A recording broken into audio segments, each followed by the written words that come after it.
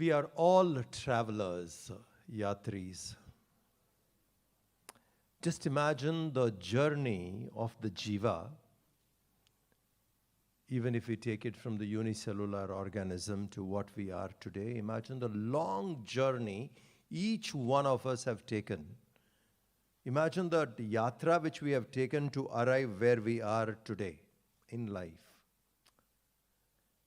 In this journey, when we come towards the end of the journey, that's when we get to hear about Advaita Vedanta. In this jiva's journey, when we get to the last leg, last lap, that's when we get to hear about Advaita Vedanta. That's when we appreciate Shankara. That's when we understand what Shankaracharya had, what was his vision, etc. And if we look at Adi Shankaracharya's life itself, how much travel he made. As an 8-year-old child, walking from Kerala to Madhya Pradesh, what a beautiful journey. And we need to appreciate here that an 8-year-old child was in pursuit of truth, wanted to know what the truth is.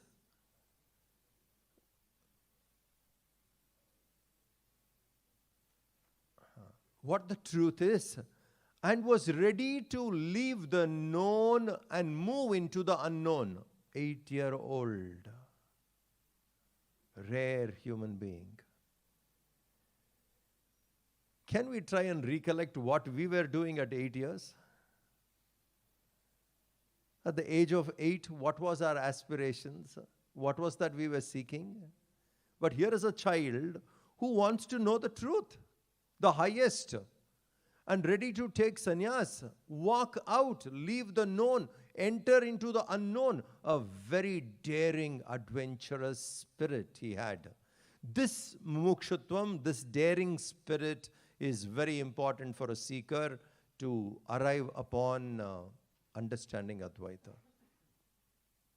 So this 8-year-old boy walked out trying to see what is the unknown, what all he must have experienced in his travel when he moved from Kerala to Madhya Pradesh.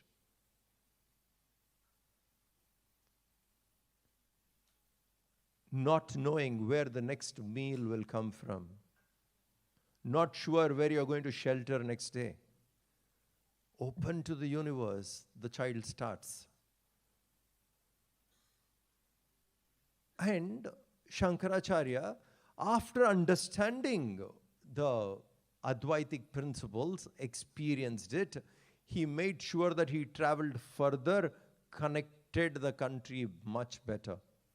Because yatra plays a vital role in our exposure. Yatra, when we travel more, the exposure what we have is completely different. Our perception about life changes completely through travel. And that's why a lot of Tirtha Yatras were once again reconnected. They were existing, but Shankara made it a point that we have this Tirtha Yatra, we travel, we reconnect. So this way, through travel, connecting the nation in different locations, which held India together. Please understand, as Bharat, when we say Tirtha Yatra played a vital role, and Shankaracharya ji insisted upon that.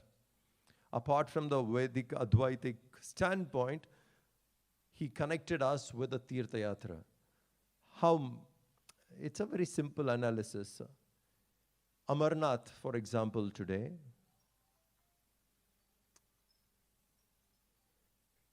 is being with us all the while because many people go there as a yatra. So a travel integrates people, travel connects people, travel gives us an exposure, and Adi Shankaracharya did that. From childhood onwards, his travel in life was so beautiful. We need to get that inspiration from him. That it's a travel. All of us have traveled a long, long way to arrive where we are, what we have understood, and how we proceed further. So he used this method of travel, connecting Tirtha Yatra, and brought a kind of integrity. And through travel, apart from your subjective experience, you appreciate the Lord present everywhere in different forms, different shapes, different ways he expresses. And he made us see that. If we are talking about harmony in the world, we are talking about at some day the mankind will arrive upon harmonious living, moving upon this earth, thinking we are one family. If we have to get there, it is only with the vision what Shankara had. This vision alone can bring the universe together as one family. Advaita does this. If we are looking out for world peace, if we are looking out for harmony in the world, we definitely need Advaita philosophy to reach out. Please remember, before we go further into this topic, please remember, they will take this philosophy from us only when they see us in the point of strength. When we want to tell something, we need to be in the position of strength. If we are not in a position of strength, no matter what we say, people will not take. Why people came to India at some point of time? All the travelers around the world, their destination was India. Even in 10th century, our GDP was 32%. In 18th century, our GDP in the world was 25%. We were a very prosperous country. When we have strength and prosperity, people will come and listen to you. Then when we say something, people will hear. It's very interesting. If you go to Indonesia, what you call as East is called Timur, and West is called Bharat. The word West in Indonesia, Bahasa, is Bharat, because India is on the western side of Indonesia, and so they call the direction itself as Bharat. Now, that was our prominence, that was our glory, that was our prosperity.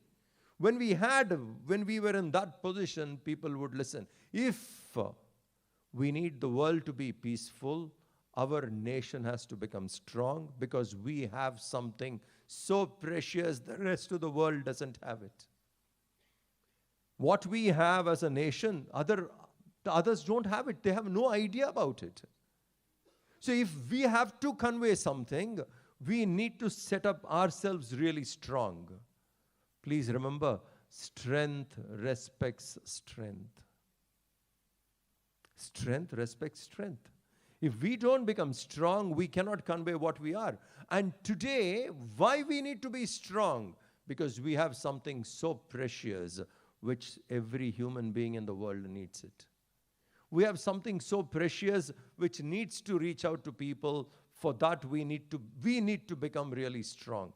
And then when we are strong, this beautiful philosophy what we have, this beautiful vision what we have, will reach everybody. If we are not in that position, nobody will even look into us. So we have to present ourselves to that kind of a position of strength, material and spiritual strength together.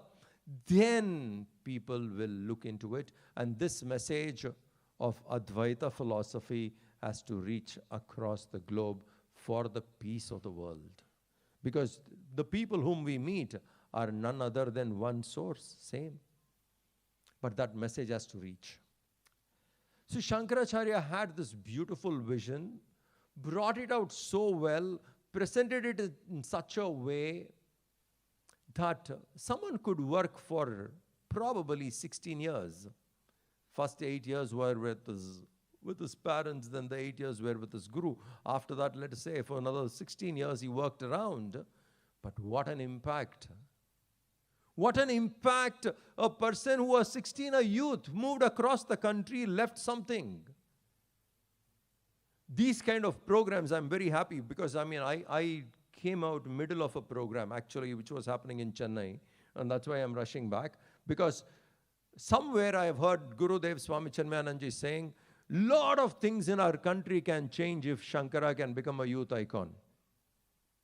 Please remember, we need to proceed in that direction. We need to make him a youth icon. Swami Chinmayananji said this. And he is. But we have disconnected. We do not know about him. We have missed him out completely. Such a brilliant, brilliant mind. If we have to take brilliant minds in the world, top 10, Shankara would occupy first 3 of the humanity, of the world. All the brains which has come from time to time, he would be there on the top. Such a brilliant youth. In our country, we don't know him. Somewhere in our presentation, we need to make some changes. We need to present Shankara itself for our youngsters to take up. Once our people take up, because this nation has the largest young population in the world.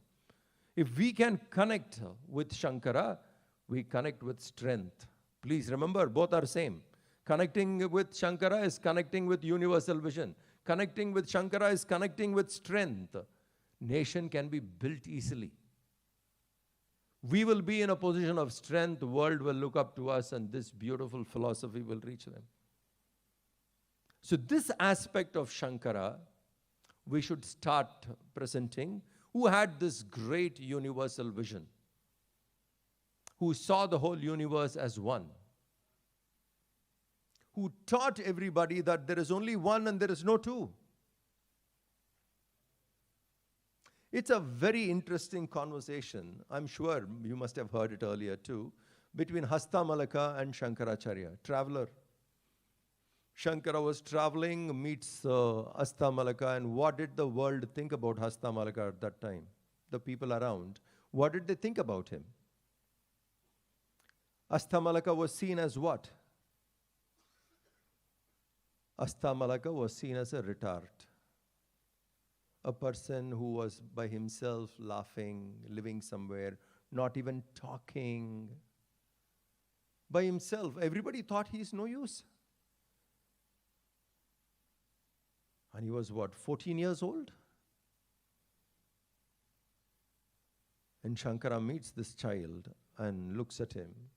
And the parents say, please bless him and all that. And Shankara comes there, looks at the child. Until then, Hastamalaka never spoke to anybody. Didn't open his mouth. They thought he's dumb. And Shankara asks, what's your name?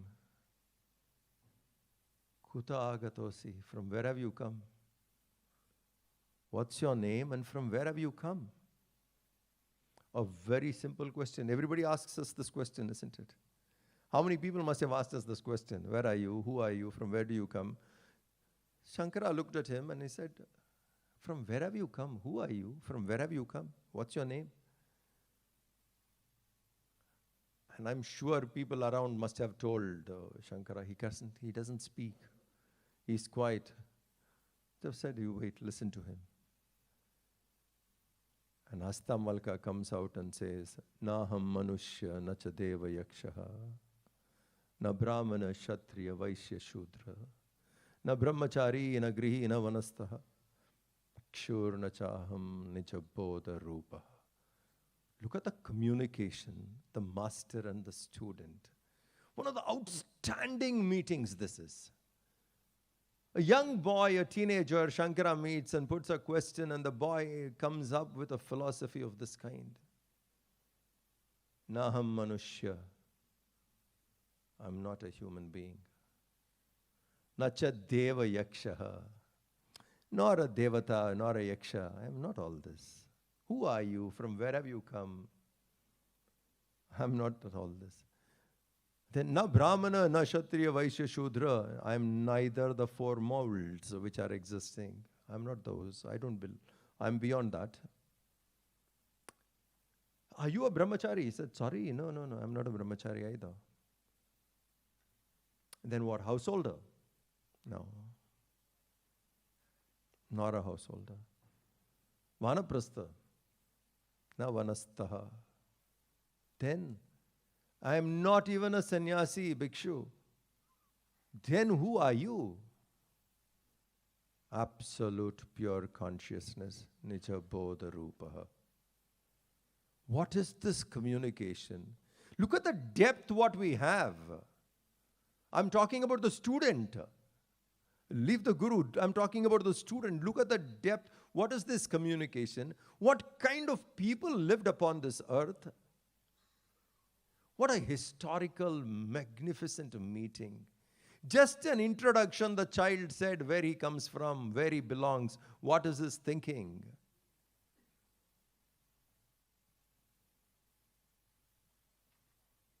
This idea of universal vision, which is far beyond body and its conditioning,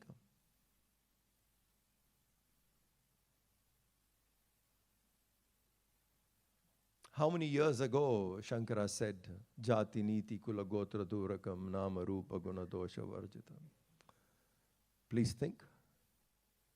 If we can just take these outer layers away, anywhere in the world what we see is the truth. We have added layers and lost in the layers. This one person came and told us, remove that one layer after another, just check who you are. If the world wants, we need to transcend layers which we have added to ourselves. Those layers which we have covered ourselves have to be taken one mask after another. Just keep taking it out. And teach the world. Learn to look what is inside and not the mask which covers it. Identifying with the mask is missing the content. And continuously we have lived with identifying with the mask. All the differences, all the conflicts in the world comes only because with one mask we are identifying. Shankara taught us, remove that layer out, remove that layer. Everyone is nothing but divine. Just take that one layer out and start looking.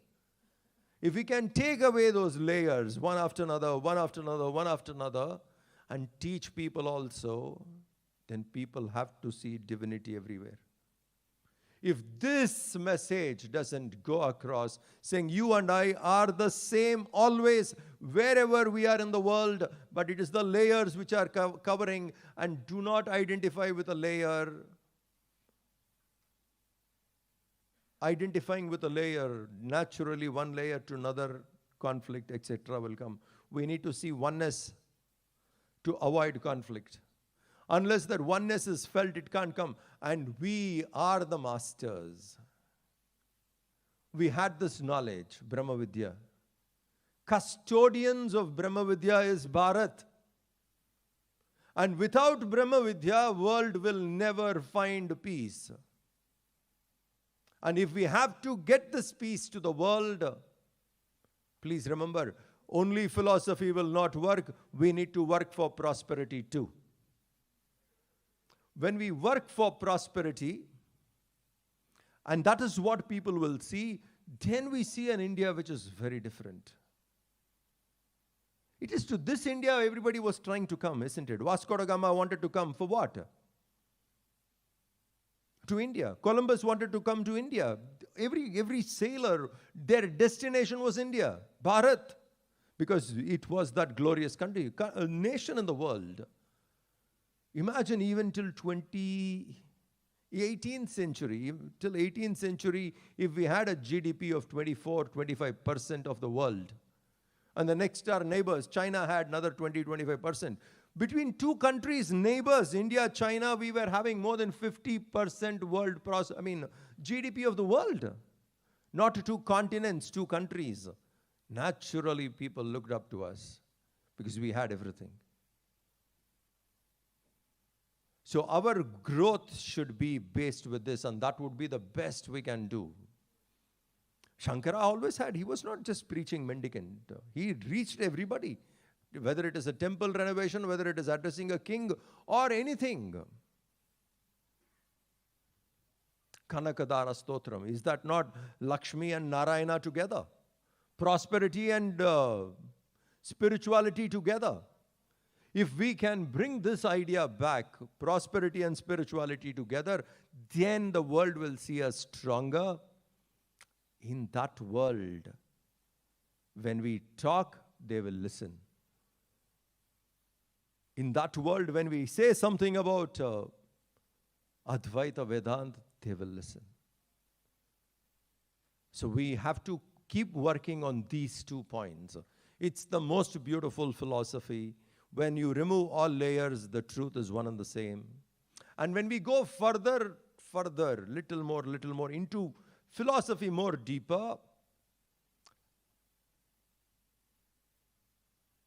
lot more can be done to convince the world of science. I would suggest to the organizers, we should have another seminar with top scientists in the world. Top scientists. So let's have a seminar, something like quantum physics and Shankara. Comparison of Einstein and Shankara. If we can bring this kind of a combination, the world will wake up to what we are, because they are looking at them as the highest. And quantum physics is catching up. Quantum physics is coming closer and closer. If we can bring this amalgamation, the confluence of what you call a science today and Shankara, when we bring these two together, at some point, quantum physics may evolve to Shankara. Do you understand? Science has evolved to spirituality. The vision would be much different if we do it. So our method, progress, moving forward, we should keep this. I give this suggestion. We must have absolute scientific presentations with Adi Shankara. Let's bring some physicists, quantum physicists, etc., bring them together and let's start looking at it, because this approach is needed.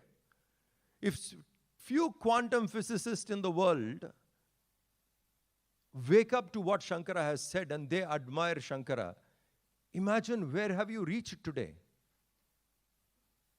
I'm sure once we do something like that, every Indian will start identifying or recognizing. Unfortunately, today is, our condition is that someone outside has to acknowledge.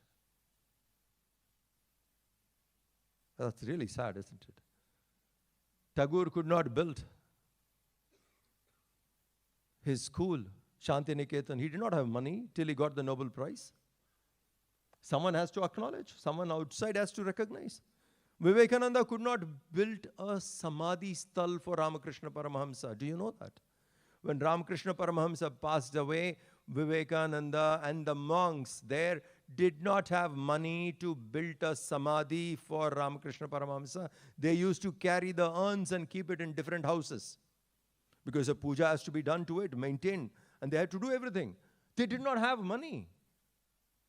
And the moment he was noticed, acknowledged in Chicago, the things, Indian approach changes. I think to take Shankara faster to Indians, we need to connect him with physicists, science, and bring him. Then I'm sure more people in India would also wake up, because that's the hardest thing which we are trying. I've been working with the youth. Hardest thing is to wake these guys up to their own potential. Hardest thing is to wake them up to their own richness. They have their own matrix. Please remember, they have their own mindset, which they've got used to it. Through that mindset, through that matrix is where we have to bring our people to be admired. So science is one thing which can definitely bring Shankara to Indian youth much better if we bring something like this. So I suggest that we look into, in the future, at least one seminar where we really record it properly and put it out, where the scientists admire Shankara's vision.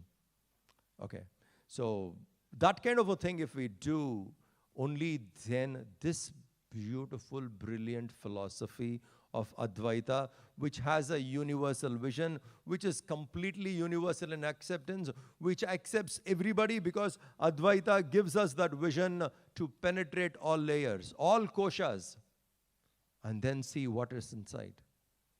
And it's just that little bit of push is all that we needed.